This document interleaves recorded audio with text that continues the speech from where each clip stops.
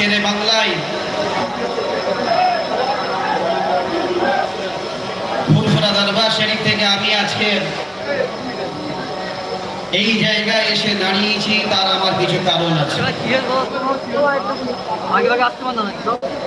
আজকের এই পশ্চিম বাংলার মাটি রবীন্দ্রনাথ ঠাকুরের মাটি, ঈশ্বরচন্দ্র বিদ্যাসাগরের মাটি, ফুরফুরা পীর আবু বকর সিদ্দিকের মাটি, বসিরহাটের আল্লামা রুহুল আমিন হুজুরের মাটি। এই মাটিটাকে আমরা কেনারা মজবুত করে দিয়ে গেছেন, আমাদের দায়িত্ব আছে এই মাটিটাকে সেইভাবে মজবুত করে রাখা। যেভাবে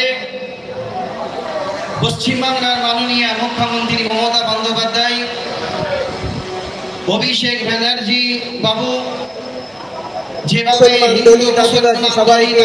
এক জায়গায় দাঁড়িয়ে শান্তির বার্তা দিয়ে আসছেন, সব ধর্মের মানুষকে এক জায়গায় রেখে পশ্চিমবাংলার জমিনটাকে সাজাচ্ছেন। আজকের ফুরফুরা শরীফ থেকে শুরু করে পশ্চিমবাংলার অলিতে গলিতে যেখানে যাবেন সুন্দর করে তিনি সাজিয়ে তুলেছেন। ফুরফুরা শরীফে তিনি অনেক কাজ করেছেন, তারকেশ্বরে তিনি অনেক কাজ করেছেন, গঙ্গাসাগরে তিনি অনেক কাজ করেছেন। আজকে বিজেপি নামক একটা দল, যে দল তাম ভারতবর্ষের জমিনে শুধু অশান্তি অশান্তি অশান্তি লাগিয়ে রেখেছে, আজকের এই পশ্চিম বাংলার কিছু সংখ্যক মানুষ যারা উঠে পড়ে লেগেছে সেই অশান্তিটা আজকের এই পশ্চিম বাংলার মাটিতে করতে হবে। তবে বাবু, এই পশ্চিম বাংলার জমিনে এটা চলবে না। এই পশ্চিম বাংলার হিন্দু মুসলমান দলিত আদিবাসী এক জায়গায় দাঁড়িয়ে পশ্চিম বাংলার মুখ্যমন্ত্রী মমতা বন্দ্যোপাধ্যায়ের হাতটাকে মজবুত করে দিচ্ছে। বিশেষ করে যারা আজকের এই জমিনে এই মাটিতে দাঁড়িয়ে বড় বড় কথা বলে গেছেন, তেনাদেরকে উদ্দেশ্য করে আমি বলছি, আপনারা এই মাটিতে থেকে নিজের ঘরগুলোকে আপনারা গুছিয়েছেন, আজকে বাঁচার জন্য আপনারা অনেক কথা বলতে শুরু করেছেন। তবে এই পশ্চিম বাংলার মাটিতে আপনাদের জায়গা নয়, আপনারা জায়গা করতে পারবেন না। তার কারণ এই পশ্চিম বাংলার মানুষ উন্নয়নকে সমর্থন করেছে, উন্নয়নের পাশে দাঁড়িয়েছে।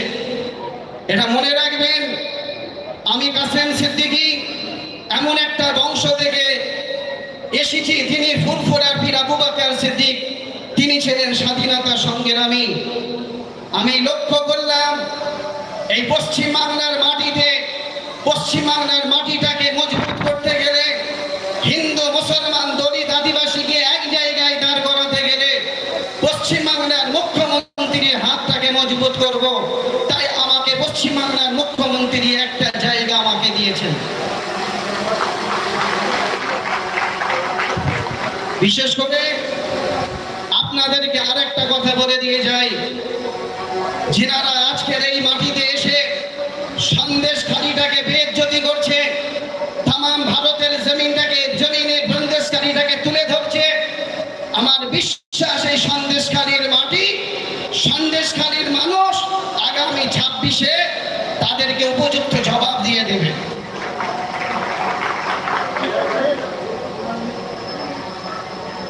বিশেষ করে